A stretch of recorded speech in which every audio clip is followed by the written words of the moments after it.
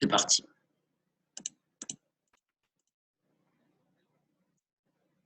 Alors, pour aujourd'hui, je vous avais demandé de faire l'exercice 20. L'exercice 20, ici, une flûte à bec a une longueur de 25 cm. Déterminez les fréquences des 3 premiers harmoniques de l'instrument lorsque tous ces trous sont bouchés. Donc, les trous bouchés, ça veut dire, en fait, quand vous jouez de la flûte, comme ça, vous avez les doigts sur tous les trous de la flûte.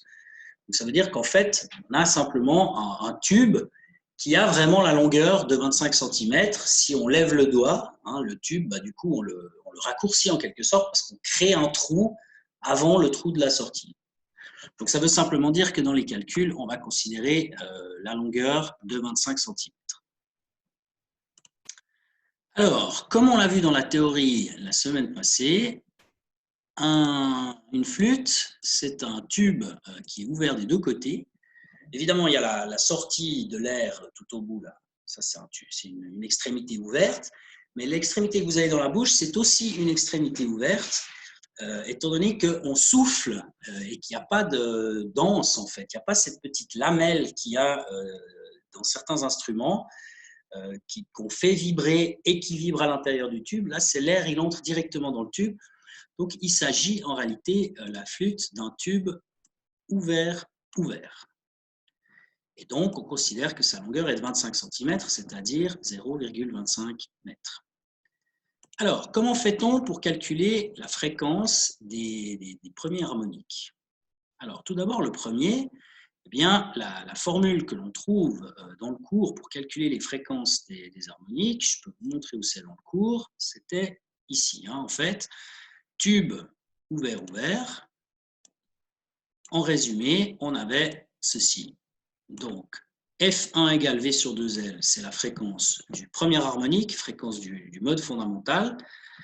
Et puis ensuite, on a pour les modes suivants, mode 1, 2, 3, etc.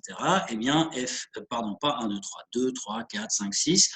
Eh bien, il suffit de multiplier le numéro du mode par la fréquence du mode fondamental. Alors, allons-y. Là, voilà.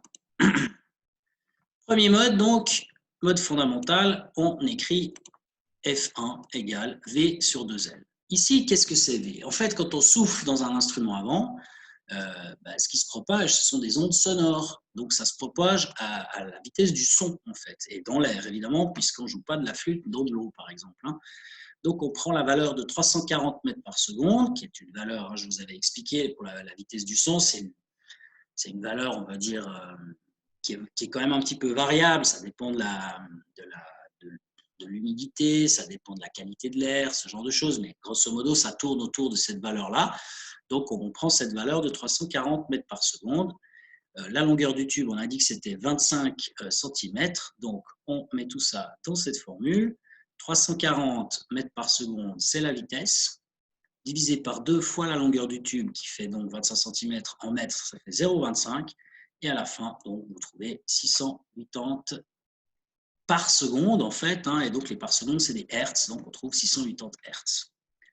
Ça, c'est la fréquence du mode fondamental. Alors ensuite, on passe au deuxième harmonique. Je vais garder ça en vue, voilà.